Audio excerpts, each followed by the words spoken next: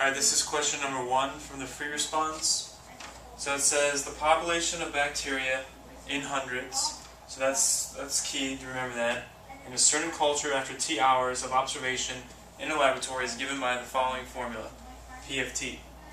And also given is the derivative P prime of T as well as the second derivative P double prime of T. So part A asks us, what is the population of bacteria at the beginning of the observation? So at the beginning of the observation, we would assume time equals 0. So we want to know the population at 0. Well, this is the population function. So we're looking at P of 0. So we can just simply plug in 0. We're going to get 30 times 0 squared over 0 plus 3. That equals 0. And then we have plus 10 here. So this term goes to 0. We get 10. But remember, it told us that bacteria was given to us in hundreds. So we have to multiply this by 100. So we're going to get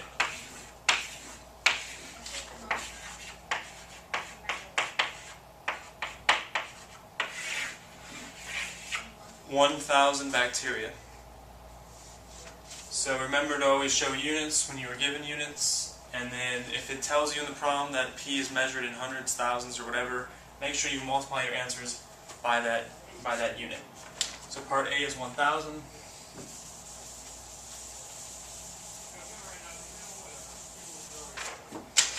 Alright, part B says show that the population is increasing over the first 6 hours.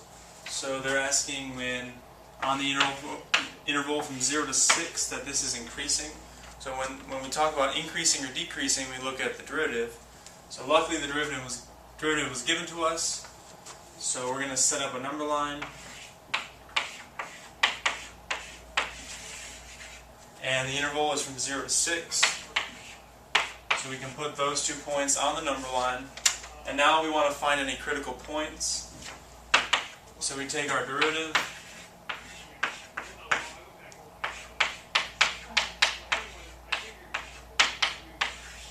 And set it equal to 0 to find the critical points. Well, this can never equal 0 on the bottom because t squared plus 3 can never not be positive. And then, so the only critical point is t equals 0, because when we plug in 0, the numerator goes to 0. But note that that was already given from the interval, so we don't have to add anything to our graph. Now all we have to do is figure out what the sign is on that interval, so we can plug in any number we want on the interval. So let's plug in 3. 180 times 3 is a positive number, and then anything squared is a positive number. So this is positive over that interval. So you could say P prime of t is greater than 0 on the interval from 0 to 6, and hence it is increasing. So they just want us to show that, and then this is enough to show that. Alright, part C asks us, after how many hours will the population be growing at the greatest rate? Give a reason for your answer. So, they want the growth rate to be at its greatest. So this is just the population. The derivative tells us the growth rate, because that's the change in the population. And they want us to maximize this function. So the way we maximize any function is we find its critical values and interpret its slope. So we would have to take the derivative of P prime. Well, luckily that was already given to us as well, and that's P double prime. So what we're going to do is take P double prime of t and set that equal to 0.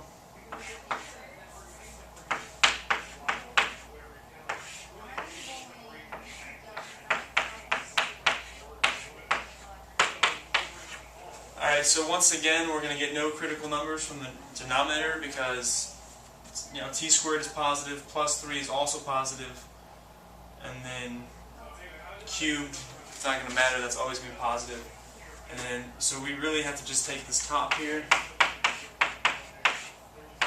set it equal to 0, so we're going to get t squared equals 1, so t equals plus or minus 1.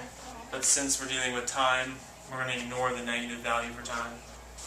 Alright, and then it wants, so it asks first for what t is, so t is 1, and remember your units, so the units given here for time are seconds.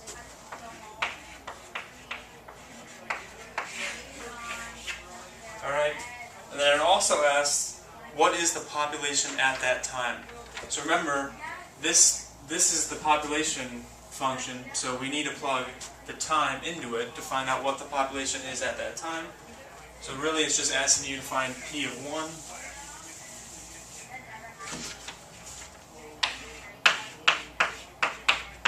So we got 30, 1 squared over 1 squared plus 3, all plus 10.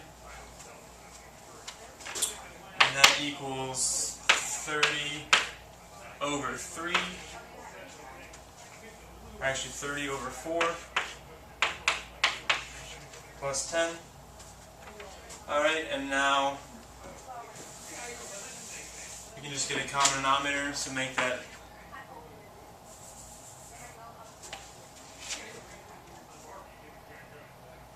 multiply this by 4 over 4, so we're going to get 30 over 4 plus 40 over 4 equals 70 over 4. But remember, back in the original statement, it said that population was measured in hundreds, so we have to multiply this by 100. We get 70 over 4 times 100, which is going to be 1750, and remember you always got to show units. So it's 1750 bacteria at t equals 1 second.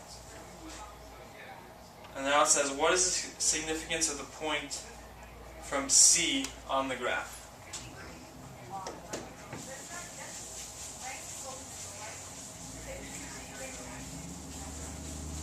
So the point from part C was t equals 1 second, and that came from when the second derivative equals 0. So what we can do is set up a number line for the second derivative, put 1 second on there, and now we can test either side of that.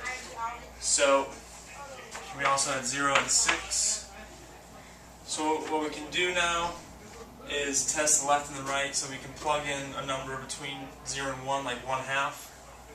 And what we get, 1 minus 1/2 squared is going to be positive. Okay, the denominator is always positive, like we said earlier. Now we plug in a number bigger than 1, let's say 2. 1 minus 2 squared is going to be negative 3. So overall, that whole thing's going to be negative. So what we have here is concave up and then concave down.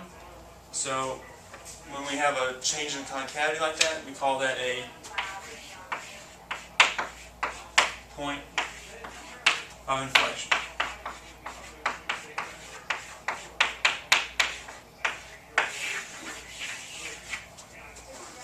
And that's it.